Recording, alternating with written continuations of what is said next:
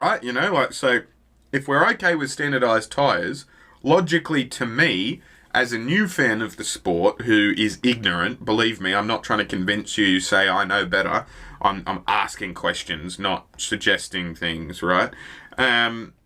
It stands to reason to me that a standardized engine would make sense as well, you know?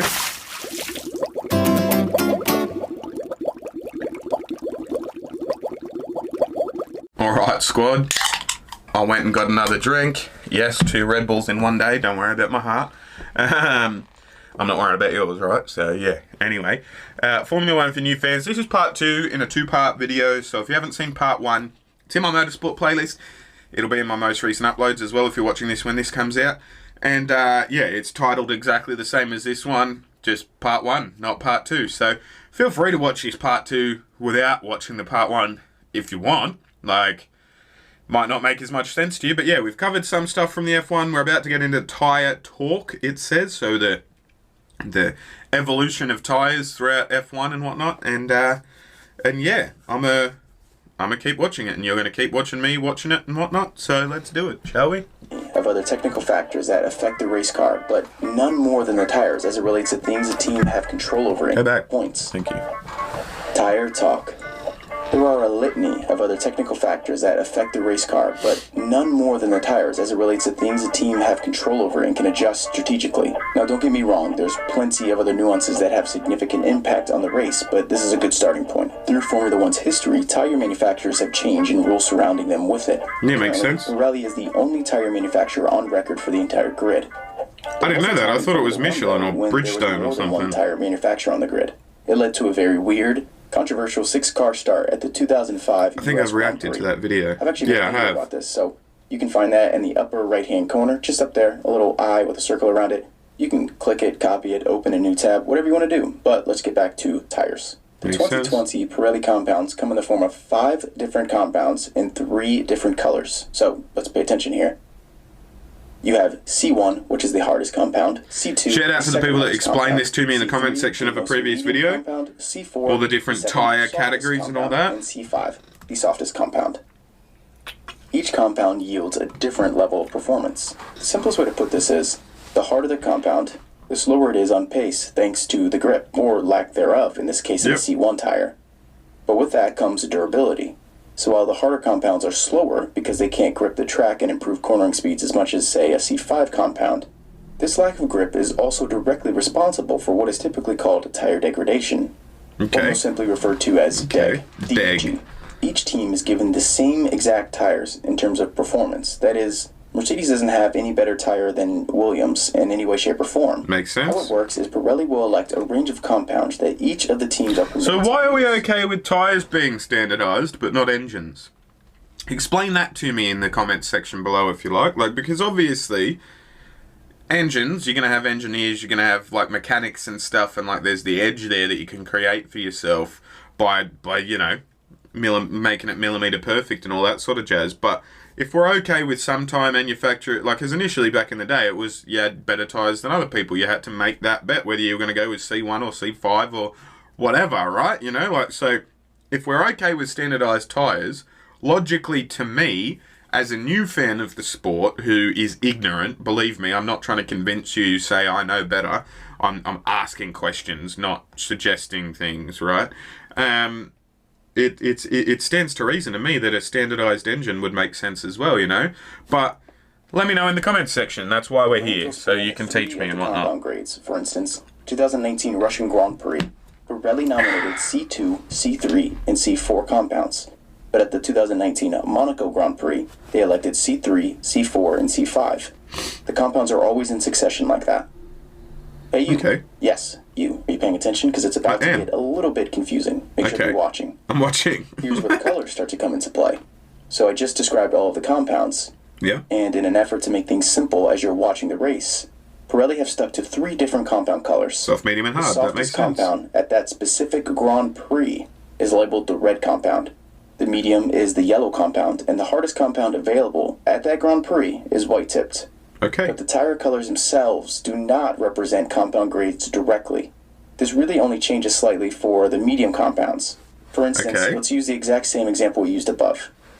Here are the compound grades, but now we've added those respective colors that are appropriate so that when you're watching, you know whether that's the hard, soft, or medium tire. Notice how in the example you see here, Monaco has a C3 tire, which was the hard grade. Yeah, okay. In Russia, C3 is the medium yellow. So it depends on where you Tire are. allocation across circuits are called steps. Pirelli has a very rigorous standard to decide what circuits get what compounds and if they should make a step up from the previous year. Okay. The ultimate goal of Mario Isola, head of Pirelli F1, is to create interesting racing possibilities with the tire compounds while maximizing a stable race for the teams. This gives teams who may not always have the car to win to be able to make a strategy choice that may be more advantageous to them. Some of the main ingredients it's not quite as standardized as I was saying, man. That makes sense. Here are the 5 they habitually publicize on their Grand Prix preview. They rank each of these characteristics with a grade of 1 through 5. Tire stress, lateral load, asphalt grip, asphalt abrasion, and downforce. This is a very important and often overlooked part of F1 racing and enjoying it. So if you're interested in this sort of thing, the technical guidelines of the track, what to expect, go in the description, click the link that talks about the race previews, and tell me where to send it. And I'll send you all of the previews I make before the actual Grand Prix weekend kicks off.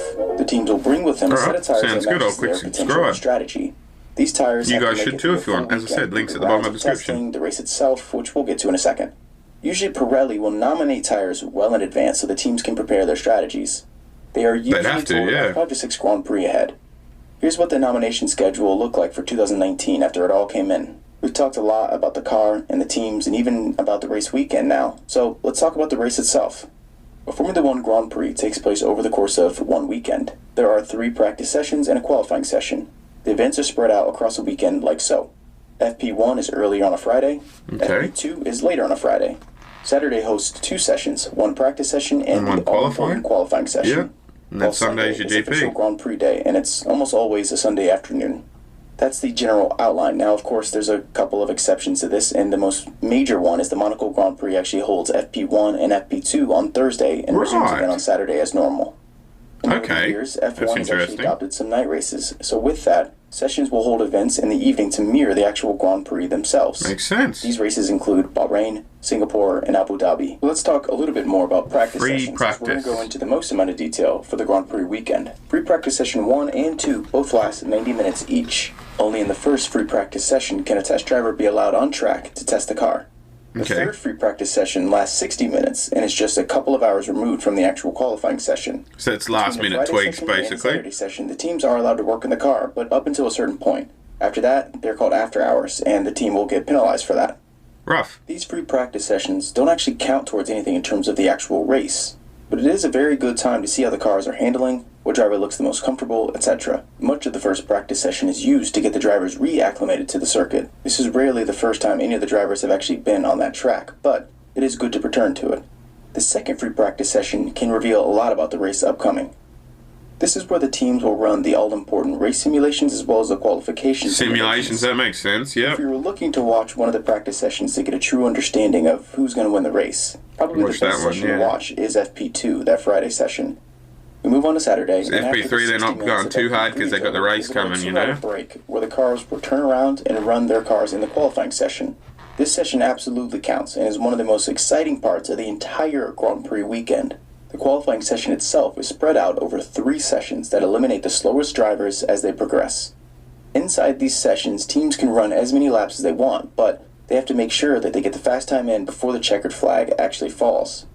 You'll notice many of the teams will wait until late in the sessions to run their times due to what is called track evolution. You'll also hear the term rubbering in, or just rubbered in, after the cars have pushed speeds on the racing line. Getting all the detritus off the track. For the following cars. The differences in the times from the cars who actually run first before the rubbering in and the cars who get out latest after the track evolution and rubbering in, these can be pretty substantial sometimes. Yeah, I bet. If you don't have a shot at pole, it's risky. Throughout the practice and qualifying sessions, you'll notice that there are many cars out on track all at once. Trying to get all this shit off. The more you increase your risk that your lap could be impeded by another driver. It could be deleted. You could just not get a clean run in at all. People have to move out of the way. The cars don't go back to the pit once they run their laps. They have to cool the tires, they have to cool the car, and while other cars are doing outlaps, they have their own programs to run, so maybe they're just now getting up to speed. Yeah, and you're not exactly working with other teams, are you? Off the racing line and out of the way, and if they don't, they usually get penalized, but it's not always a guarantee. And even if they do get penalized, you still are the one that was left out in the cold. Now let's talk about the specifics as it relates to qualifying, because again, the most exciting part is also one of the most confusing parts. The 3 sessions are called Qualifying 1, Qualifying 2, and Qualifying 3, and you'll definitely only hear them referred to as Q1, Q2, and Q3. Naturally, Q1 is the first qualifying session and lasts about 18 minutes. All 20 drivers are permitted to enter the stage of qualifying, would you? with each driver That's having a first shot at the top, barring any grid penalties they may be under. Q2 is next, so after those 18 minutes from Q1, the 5 slowest cars are eliminated. They are lined up on the back of the grid in their relative order. Position 20, or more simply P20, is the furthest back, with cars being staggered closer to the control line as their qualifying times improve. In all, the second qualifying session lasts 15 minutes. After that, the 5 slowest cars are yet again eliminated. Now we're down to 10 cars in 1 session. Another very important thing to note here is, if you make it to the Q3 session, that is, if you are P10 or better, or above, you have to start the race on whatever tires got you into this session. Oh, really so if you fuck up... if you're someone like P11 or P12, you get choice of tires. So you'd probably rather be at P11, where you get your choice, than P10, right? So there's some tactics that come into play there, for sure. But also, like, that's a really interesting one, that, like, you have to be on the tyres that you qualified in, because, like, what if you, I don't know, ran over a nail? Like, not that there'd be that many nails on the track, but you know what I mean? Like, or if you fuck up and one of your tyres is fucked, are you not allowed to race? Do you get a penalty? Like, how does that work? Let me know in the comments if you can. Strategic advantage over someone who's in P10 or P9 if they're stuck on a strategy that they don't really want to be on. So with only those 10 remaining cars, there are 12 minutes put back on the clock for Q3. It's typical for this session to be split into 2, although this is not really official. Now this happens for a number of reasons, but the easiest way to think about it is track evolution. The track gets faster the longer they wait. That simple. After everyone's final attempt and the checker flag is dropped, whoever has the fastest time, whether it be from provisional or just whoever said it right there at the end of the session, they are on pole, P1. The next placements are staggered across from each other, so if you are on P1 on the right, P2 is on the left, just a little bit back, P3 staggered back from there, and so on and so forth, all the way until P20 is placed. After the session ends, the teams call it a day, and the drivers turn up the next day for the actual race. We've done all of that. We still haven't even raced. The number of laps must exceed 305 kilometers. However many laps it takes to satisfy that, depending on where the race is, that becomes the set number of laps. That makes sense. So, number of laps equals fewest that meet at least 300 kilometers with the exception of Monaco. So, it's 52 laps at British, 53 at Italian, 51 at Azerbaijan, 78 at Monaco. The only 2-lap race, the Belgian Grand Prix the other day, I wonder what rule that is, because, like, obviously they didn't do 300 and something kilometers. Each lap would have been a certain amount and all that sort of stuff, but that's interesting. The exception again here is the Monaco Grand Prix. The race must also not go beyond 2 hours, barring any major lengthy red flags. Fair enough. As mentioned, the Grand Prix is held most Sunday afternoons, unless it's one of the specific night races on the grid. Now, throughout the race itself, there are a number of rules that are going to be important to help you understand and enjoy F1 racing, but we're not actually going to get into that portion. But if you'd like it, make sure to request it in the comment section below, and download the FIA document which goes through the sporting regulations. But for the most part, once the lights go out, they're just racing. That's something that we all know. Whoever wins, wins. But we're going to talk about the points now. Over time, there's been some pretty substantial changes in the point system, but right now, only the top 10 drivers actually score points, and they contribute to the championship tallies. That's rough. Since 2010, the breakdown is as follows. As you can see here, it gets really difficult after, say, P5 to start amassing any sort of real gap between you and the nearest competitor. And this is exactly why the best of the rest is such an important designation in Formula 1, albeit informal. These points accumulated at each Grand Prix go towards the driver's total for the Driver's Championship. They are also combined with their teammates to form an aggregate total. This total as a team forms a basis for the Constructors' Championship. After the race is completed, the top 3 drivers will have an award ceremony at the event itself. It's there they take part in the famous champagne spray.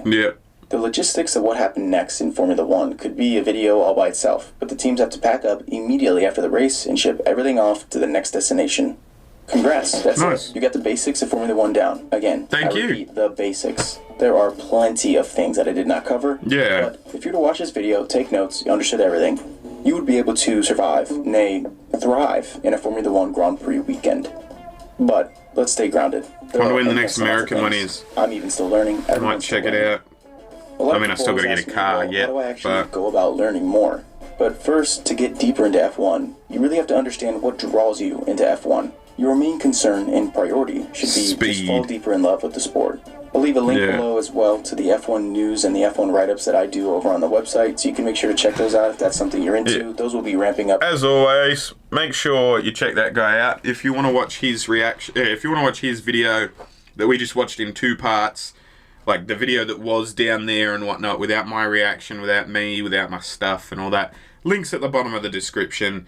I've previously, like, I've had no issues with any content creators, except for this bloke named All About F1, who I did a reaction video to one of his things, and he, like, after I uploaded it, 10 minutes after I uploaded it, he's in the comments section being like, oh, the least you could have done is given me a shout out, when, like, at the end of the video I had, and the link was in the description anyway, and, like, anyway, I don't have time for whingers. I don't have time for people that don't like shit. If you don't want to watch it, if you don't like my shit, hit the dislike button and fuck off. I don't care. I don't care. If you do like my stuff, hit the like button, hit the subscribe button.